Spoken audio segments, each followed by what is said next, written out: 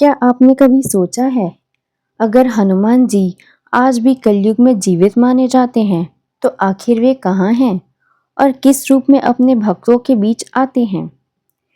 क्यों आज भी लाखों लोग मानते हैं कि कठिन समय में किसी अदृश्य शक्ति ने उनकी रक्षा की? क्या सच में हनुमान जी आज भी अपने भक्तों की सहायता करते हैं? नमस्कार, डिवाइन तत्व 108 में आपका स्वागत है। शास्त्रों में हनुमान जी को चिरंजीवी कहा गया है, अर्थात ऐसे दिव्य भक्त जो कलयुग के अंत तक पृथ्वी पर उपस्थित माने गए हैं। इसी कारण करोड़ों भक्त मानते हैं कि हनुमान जी आज भी इस संसार में मौजूद हैं और समय आने पर अपने भक्तों की रक्षा भी करते हैं। लेकिन सबसे बड़ा रहस्य यही माना जाता है कि आखिर हनुमान जी किस रूप में आते हैं। संत कहते हैं कि हनुमान जी हमेशा अपने दिव्य रूप में दिखाई दे, ऐसा आवश्यक नहीं माना गया। कई बार वे किसी साधारण व्यक्ति के रूप में सहायता करते हैं, कई बार किसी साधु के रूप में, कई बार किसी अजनबी के रूप में और कई बार केवल एक अदृश्य साहस बनकर भक्त के भीतर प्रकट होते हैं। इसी बात से जुड़ी एक कथा बहुत प्रसिद्ध मानी जाती है।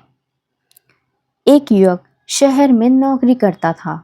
उसका जीवन बाहर से सामान्य दिखता था, लेकिन भीतर से वह पूरी तरह टूट चुका था।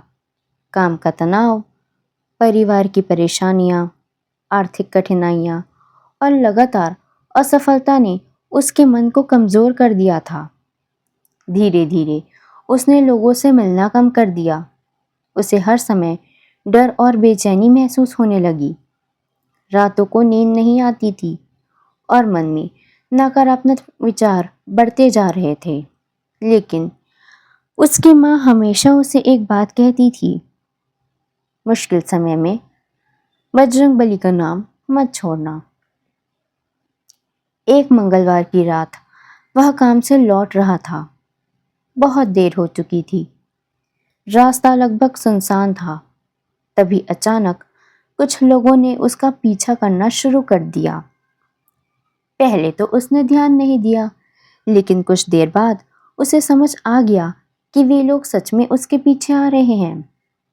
उसका दिल तेजी से धड़कने लगा, कदम कांपने लगे और डर के कारण उसके मुंह से अचानक निकला, जय बजरंगबली।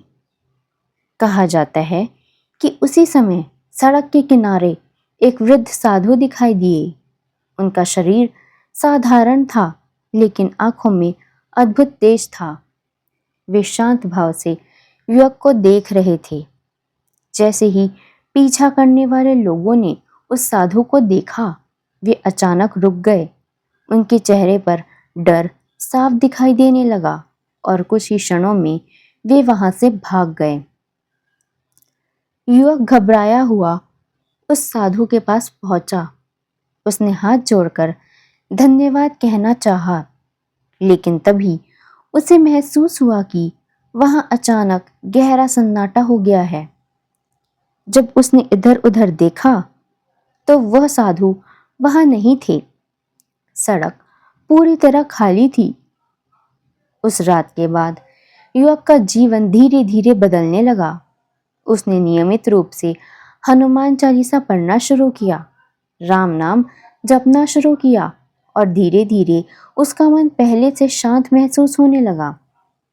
संत कहते हैं कि कई बार हनुमान जी सीधे दिखाई नहीं देते, लेकिन सही समय पर सही सहायता बनकर अवश्य आते हैं।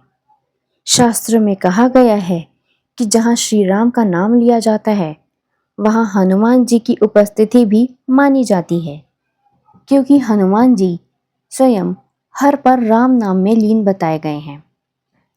इसलिए कई भक्त कठिन समय में राम नाम और हनुमान चालीसा का सहारा लेते हैं, क्योंकि माना जाता है कि इससे मन के भीतर साहस जागने लगता है।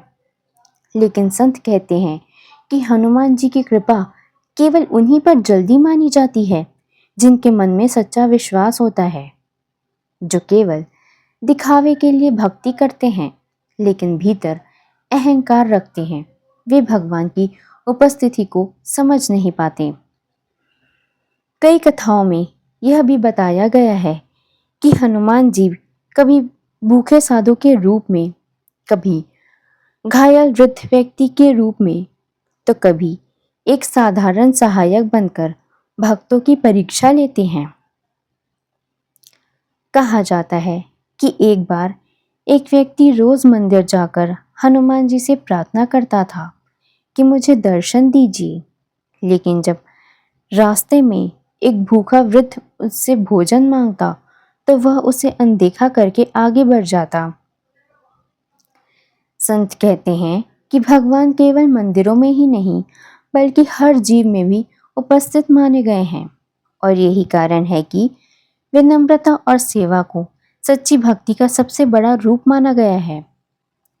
हनुमान जी स्वयं भी सेवा और विनम्रता के सबसे बड़े प्रतीक माने गए हैं। इतनी शक्ति होने के बाद भी उन्होंने कभी अहंकार नहीं किया। उन्होंने हमेशा स्वयं को श्री राम का सेवक माना, और यही सबसे बड़ा जीवन पाठ माना गया है कि भगवान के सबसे प्रिय वही बनते हैं जिनके मन में सच्चाई, सेवा और विश्वास होता है। कहा जाता है कि जब मनुष्य पूरी तरह टूटने लगता है और फिर अचानक उसके भीतर लड़ने की शक्ति जागती है, कई भक्त उसे भी हनुमान जी की कृपा मानते हैं, क्योंकि हनुमान जी केवल बाहरी सहायता के रूप में ही नहीं बल्कि भीतर के साहस के रूप में भी आते हैं। इसलिए कई लोग मानते हैं कि कलयुग में हनुमान जी किसी भी रूप में अपने भक्त तक पहुंच सकते हैं।